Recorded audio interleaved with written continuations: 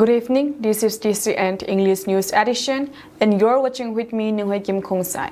First, the headlines. Counting of votes to begin from 8 a.m. on June 4, says Elections Commission. Issues handbook to poll officials. IMD predicts isolated heavy to very heavy rainfall to continue over northeast India, including Manipur.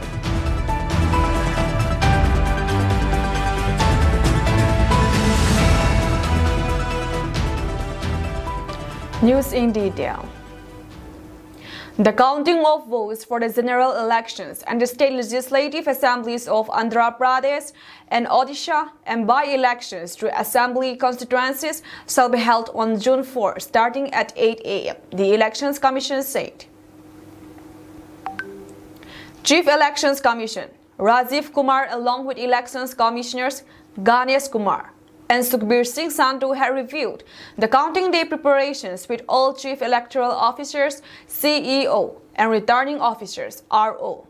The counting trends and results as per data entered by RO or ARO for SC or PC will be available on the ECI website as well as on the Voter Helpline app, both iOS and Android mobile apps, the poll body said.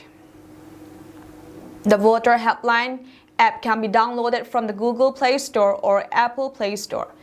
Users can use the available filter to find out the winning or leading or trailing candidate details, along with the constituency-wise or state-wise results from the Voter Helpline app. The poll body has also issued a handbook for returning officers and counting agents available on the ECI website. The comprehensive instructions of the commissions for counting arrangements, procedure of counting of votes and storage of EVMs or VVPATs are already available on the ECI website, it said. The local display of the trends and results by the CEOs or ROs or DEOs may also be done through the digital display panels, it said. The assembly elections in Sikkim, Arunachal Pradesh, Odisha, and Andhra Pradesh were held simultaneously with voting for the 543 members Lok Sabha. The long drawn-out voting process spread over 7 phases concluded on Saturday. India Meteorological Department IMD has predicted isolated heavy to very heavy rainfall to continue over northeast India, including Manipur, during the next 3 to 4 days. The Weather Department said that isolated heavy to very heavy rainfall is very likely over Arunachal Pradesh, Assam, Meghalaya, Sub-Himalayan West Bengal, and Sikkim during the next 4 days, and isolated heavy rainfall over Manipur on Monday and Tuesday. The Weather Department also forecasts a gradual fall in maximum temperatures by 2 to 3 degrees Celsius over northwest and east India during the next 2 days and over central India during the next 5 days. However, IMD said that heat wave conditions are very likely in isolated pockets of Uttarakhand and Jharkhand till tomorrow, and in Delhi, East Madhya Pradesh, Chhattisgarh, Bihar, and Odisha today. West Rajasthan will witness heat wave conditions on 4th and 5th June.